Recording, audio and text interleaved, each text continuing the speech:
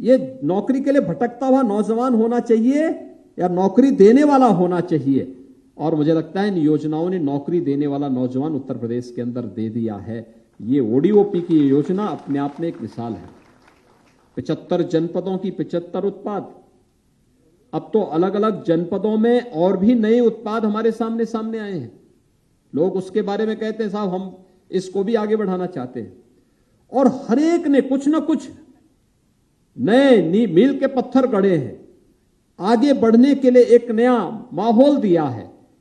और इसीलिए यहां पर जितने भी हमारे बैंकर्स बैठे हुए हैं, मुख्य महाप्रबंधक बैंक के या महाप्रबंधक गण, अन्य वरिष्ठ अधिकारीगण बैंकों के बैठे हुए हैं, वित्तीय संस्थाओं के बैठे हैं, मेरा उन सबसे आग्रह होगा कि अभी हमारा जो सीडी रेशो है इसे हम लगभग 53% तक पहुंचाने में तो सफल हुए हैं। अगले हमारा प्रयास होना चाहिए कि इसे हम अगले 1 वर्ष के अंदर, आज आपने जो एक लक्ष्य रखा है कि 2022-23 के लिए यानी 2.35 लाख करोड़ रुपए के वार्षिक ऋण योजना का शुभारंभ भी आज आपने यहां पर किया है। और 2.35 लाख करोड़ रुपया उत्तर प्रदेश में ऋण वितरण की जिस बड़ी कार्य योजना को आप आगे बढ़ा रहे हैं, मेरा आप सबसे आग्रह होगा कि उत्तर प्रदेश का जो हमारा हस्तशिल्पी है, जो कारीगर है, जो उद्यमी है, आपकी पूंजी की गारंटी भी हो देगा। और हम राज्य स्तर पर भी इस प्रकार की योजना तैयार करने जा रहे हैं कि अगर किन्हीं कारणों से कोई ऐसी स्थिति आती है तो उसके लिए राज्य सरकार एक संबल बनकर के उसके साथ खड़ी होगी और उसे हर प्रकार से इसे मजबूती प्रदान करेगी। लेकिन इसके लिए हम नई योजना लेके आ रहे हैं, बहुत सारी योजनाओं को लेके आ रहे हैं। एक परिवार कार्ड हम जारी करने जा रहे हैं। जिन परिवारों ने अब तक कोई सरकारी नौकरी नहीं प्राप्त की, जिन लोगों ने कहीं भी कोई नौकरी और रोजगार जिन परिवारों ने नहीं प्राप्त किया, बहुत शीघ्र उसकी मैपिंग की कार्रवाई राज्य सरकार के स्तर पर प्रारंभ होने जा रही है। और हमारा प्रयास होगा कि कम से कम हर परिवार के एक सदस्य को नौकरी, रोजगार या स्वतः रोजगार के साथ जोड़ने के एक बड़े कार्यक्रम के साथ सरकार आगे बढ़ने जा रही है। और उसमें बैंकर्स की भी एक बड़ी भूमिका होने जा रही है। हमारे उद्यमियों का, कारीगरों का, हस्तशिल्पियों का, परंपरागत जो उत्पाद हैं, इन सभी की एक बड़ी भूमिका होगी। और इस दिशा में आप सबका आह्वान करूंगा कि हम अगले 1 वर्ष के दौरान प्रयास करें कि यूपी के सीडी रेशो को हम लोग 53 से बढ़ा करके 55 तक पहुंचाने में योगदान दे सकें। और अगले 5 साल का एक लक्ष्य तय हो कि हम इसको 60% तक पहुंचाने में भी हम इसको आगे बढ़ा सकें। यानी यह कर्म दर कर्म आगे बढ़ता हुआ दिखाई देगा तो लोगों के मन में एक विश्वास बैंकों और वित्तीय संस्थाओं के प्रति भी बढ़ेगा।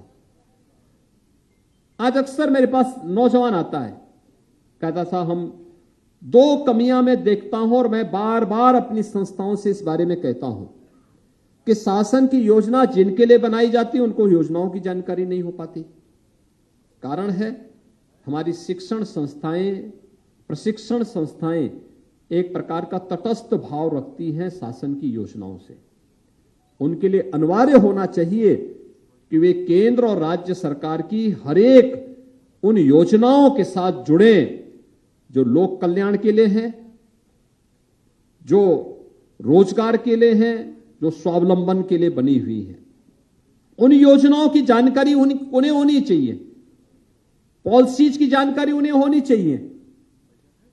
और दूसरा, बैंकों के पास भी उस प्रकार की वो होनी चाहिए कि शासन की कौन सी योजना किस युवा के लिए, किस उद्यमी के लिए कहां पर उपयोगी हो सकती है।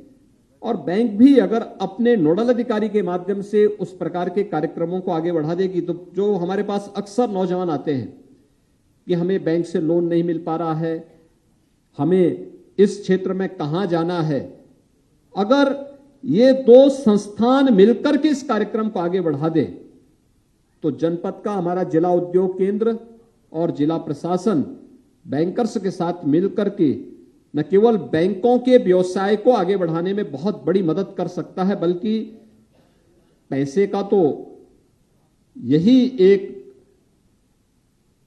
पुरातन व्यवस्था भी है कि अगर आप पैसा एक जगह जमा कर देंगे तो डंप हो जाएगा, तो उसकी वैल्यू वहीं पे स्थिर हो जाएगी। अगर हम उसको सर्कुलेशन में लेके आ जाएंगे तो उसकी वैल्यू भी बढ़ेगी।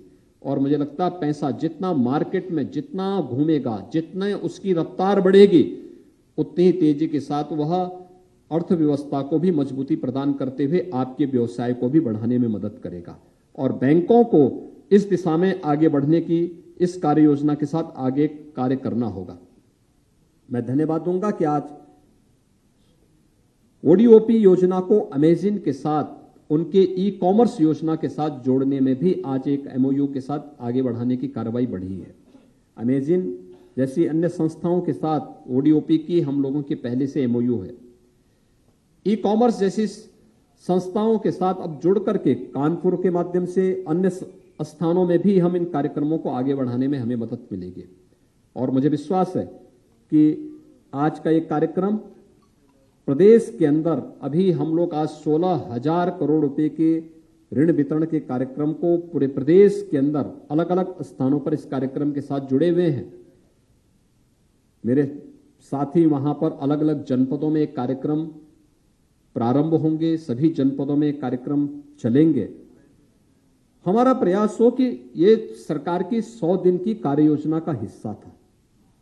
अभी हम 6 महीने के अंदर फिर 25 सितंबर के अंदर अंदर फिर से एक बार फिर से मिलेंगे। और हमारा प्रयास हो कि तब के लिए फिर की कार्य योजना हमारी आगे बढ़े, जिससे 2,35,000 करोड़ रुपए के जिस लोन वितरण के कार्यक्रम को हम आगे बढ़ाने का कार्य कर रहे हैं, सही और पात्र लोगों तक शासन की योजनाओं का लाभ उन्हें उपलब्ध कराने में बैंकर्स की मदद से उन्हें आगे बढ़ाने के लिए एक प्लेटफॉर्म उपलब्ध करा पाएंगे।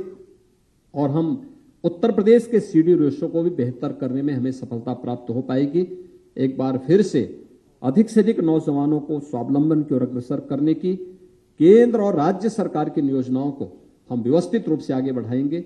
इस विश्वास के साथ मैं एक बार फिर से जो भी लाभार्थी आज जहां पे लोन प्राप्त कर रहे हैं, उन सभी कारीगर, हस्तशिल्पी और उद्यमियों को मैं हृदय से बधाई देता हूं और विश्वास व्यक्त करता हूं। एक और मुझे उनसे कहना है, प्रधानमंत्री जी डिजिटल बैंकिंग की बात कर रहे हैं, तो उन सब से बैंकों से मेरा आग्रह होगा कि जो भी लोग लोन प्राप्त कर रहे हैं, डिजिटल लेन देन के साथ अगर हम उन्हें जोड़ सकेंगे, उसकी ट्रेनिंग दे सकेंगे, तो यह डिजिटल बैंकिंग को भी प्रोत्साहित करने का एक बेहतरीन माध्यम मिलेगा।